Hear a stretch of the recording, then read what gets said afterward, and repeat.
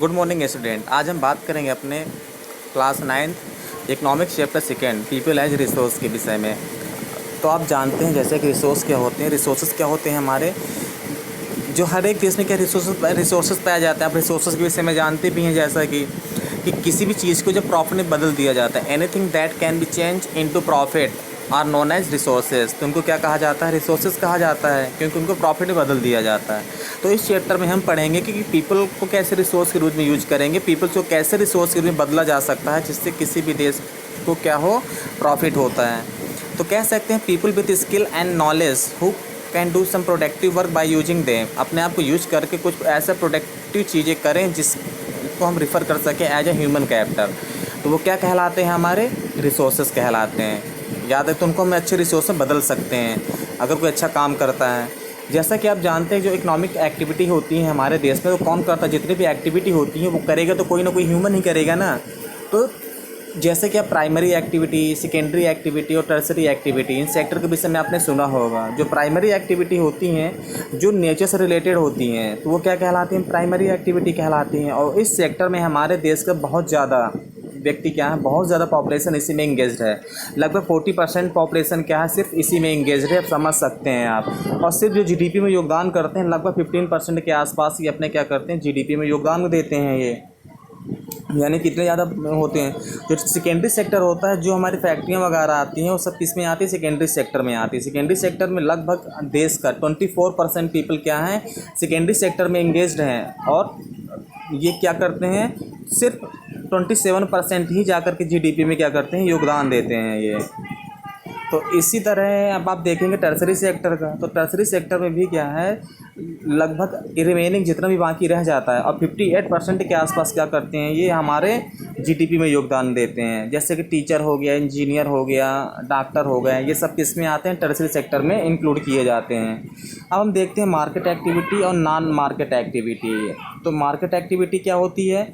Add value nation income, यानी कि जो जिनकी वैल्यू को हम किस में ऐड कर लें, नेशनल इनकम में ऐड कर लें जिनके वर्क को, वो क्या कहलाते हैं? हमारे मार्केट एक्टिविटी में आ जाते हैं। और क्या दूसरा होता है? डन फॉर प्रॉफिट और सैलरी। ये काम जो किसके लिए कब किया जाता है? जब अब सैलरी के लिए किया जाता है। और इसमें कौन कौन, जैसे फार्मर हो गया, टीचर हो गया, तो ये सब काम करते हैं तो किस लिए करते हैं? ये मार्केट एक्टिविटी के अंतर्गत में आ जाते हैं। आपके गवर्नमेंट जॉब वगैरह सब किस में आ जाती हैं? मार्केट एक्टिविटी में आ जाती हैं। नॉन मार्केट एक्टिविटी क्या होती हैं? जैसे कि आपके घर में आपकी मम्मी वगैरह जो फैमिली वर्क करती हैं वो क्या है, नॉन मार्केट एक्टिविटी कहलाती हैं, क्योंकि उनसे ना तो उनको किसी से उनको प्रॉफिट होती है, ना तो सैलरी के लिए काम करती हैं। तो वो क्या हो गई, वो नॉन मार्केट एक्टिविटी कहलाती हैं। I hope all you will understand about it. अब क्वालिटी ऑफ पीपल, अब यानी कि पीपल को कैसे क्वालिटी में बदला जा सकता है। तो कैसे बदला जा सकता है? एजुकेशन के जरिए बदला जा सकता है, अच्छी हेल्थ के जरिए बदला जा सकता है।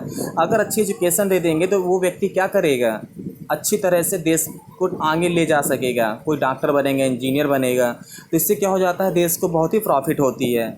स्किल हो जाते हैं वो। और इसके लिए गवर्नमेंट ने क्या क्या किया है कि एजुकेशन अच्छी मिल सके, तो उसने सर्व शिक्षा अभियान, यानी कि 6 से 14 साल तक के बच्चों को फ्री एजुकेशन की व्यवस्था की है। सर्व शिक्षा अभियान की उसने चालू किया है। मिड डे मील व्यवस्था उसने चालू की, जिसकी वजह से बच्चे जानबूझ करके स्कूल में अटेंडेंस को बढ़ाएं। इसके लिए मिड डे मील की व्यवस्था की गई है। 11th प्लान जो हमारा बना था, 11th प्लान में 5 ईयर प्लान जो बनाया जाता है, 11th प्लान उस समय चालू हुआ था, तो गवर्नमेंट ने हायर एजुकेशन की व्यवस्था भी की थी। उसने कॉलेज बिल्डिंग्स वगैरह बहुत सारी बनवाई थी। और इसके ज़रिए क्या था, जब हमारा तो काफ़ी भारत को देखने रिजल्ट भी देखने के लिए मिला है। क्योंकि जो लिटरेसी रेट थी 1951 में कितने परसेंट थी? भारत की सिर्फ 18% ही लिटरेसी रेट थी। और वही 2011 में बढ़कर कितनी हो जाती है? 74% लिटरेसी रेट हो जाती है भारत की। जैसा कि आप जानते हैं कि मेल जो हमारे देश में मेल की जो एजुकेशन है वो वुमेंस के अकॉर्डिंग 6.6% ज़्यादा है। और जो हमारे यहाँ अर्बन एरिया और रूरल एरिया का, जो अर्बन एरिया की पॉपुलेशन है रूरल एरिया से 16.1% ज़्यादा है। अब आप गेस कर सकते हैं जो सबसे ज़्यादा जो पॉपुलेशन जो लिटरेसी रेट में कह सकते हैं है तो किसकी है? वो केरला की है। 93.6%, सॉरी 93.6% केरला की है। और बिहार की कितने परसेंट है आप देख सकते हैं? 63% है मात्र पॉपुलेशन। तो आप अपने आप से गेस कर सकते हैं कि कौन सा राज्य कितना डेवलप होगा। इसीलिए केरला क्या है, ज़्यादा वहाँ पर डेथ रेट कम होती हैं। बिहार में सबसे ज़्यादा डेथ रेट होती हैं क्योंकि वहाँ पर मेडिकल फैसिलिटी इस तरह नहीं है। केरल में ज़्यादा मेडिकल फैसिलिटी हो जाती हैं, इस तरह फ़ायदा उठाते हैं अपना। क्वालिटी ऑफ पीपल, तो क्वालिटी ऑफ पीपल कैसे उनको सही कर सकते हैं? हेल्थ के ज़रिए सही कर सकते हैं, ये होता है। अनएम्प्लॉयमेंट की बात करते हैं। अनएम्प्लॉयमेंट क्या कहलाता है? जब किसी को उसके मन के अकॉर्डिंग जब वो काम करना चाहे और उसको काम ना मिले, यानी कि those people who are interested for the work, यानी कि जो काम करने के लिए रेडी होते हैं, and works are not available for them, और उनके लिए काम उपलब्ध नहीं होता, तो वो क्या कहलाता है? हमारा अनएम्प्लॉयमेंट कहलाता है। याद रखिएगा, अनएम्प्लॉयमेंट की डिफिनीशन यही होगी, जो काम करना चाहे जिस और काम ना उसको मिले, वो क्या कहलाता है? अनएम्प्लॉयमेंट कहलाता है। हमारे देश में 3 प्रकार के अनएम्प्लॉयमेंट पाए जाते हैं, जैसे सीजनल होता है, डिस्गाइज होता है और एजुकेशनल होता है। तो सीजनल कैसे होता है? जैसे कि आप जानते हैं हमारा देश क्या है? कृषि प्रधान देश है। हमारे देश में कृषि ज़्यादा की जाती है। जब कृषि की जाती है तो यहाँ पर जो भी एक्टिविटी ज़्यादा होती है कृषि में होगी। तो हमारे देश में क्या है, देखते हैं कि कोई व्यक्ति फार्मर्स होते हैं, वो अगर गेहूं की खेती कर लेते हैं तो 3 महीने क्या करते हैं, वो इंतज़ार करते हैं दूसरी फसल का। तो इस तरह क्या हो जाते हैं, तो 3 से 4 महीने का जो पीरियड आता है वो क्या हो जाता है, उनका सीजनल हो जाता है। डिस्गाइज क्या होता है? जैसे कि आप जानते हैं किसी भी खेत में, किसी भी फील्ड में काम करने के लिए सिर्फ हमें 2 से 3 व्यक्तियों की आवश्यकता है, लेकिन उस घर में क्या, उस फील्ड में क्या हो जाता है, पूरी फैमिली काम करती है। उसमें क्या होता है, पूरी फैमिली काम करती है। जो व्यक्ति 2 लोग वहाँ काम कर सकते हैं, बल्कि अब जाकर वहाँ 10 लोग काम कर रहे हैं, तो वो किसको नुकसान होता है? खुद को नुकसान करते हैं और देश को नुकसान करते हैं, क्योंकि जो 8 लोग हैं वो कुछ दूसरे सेक्टर में जा कर के क्या कर सकते थे, एम्प्लॉयमेंट गेट कर सकते थे, लेकिन वैसा नहीं करते हैं।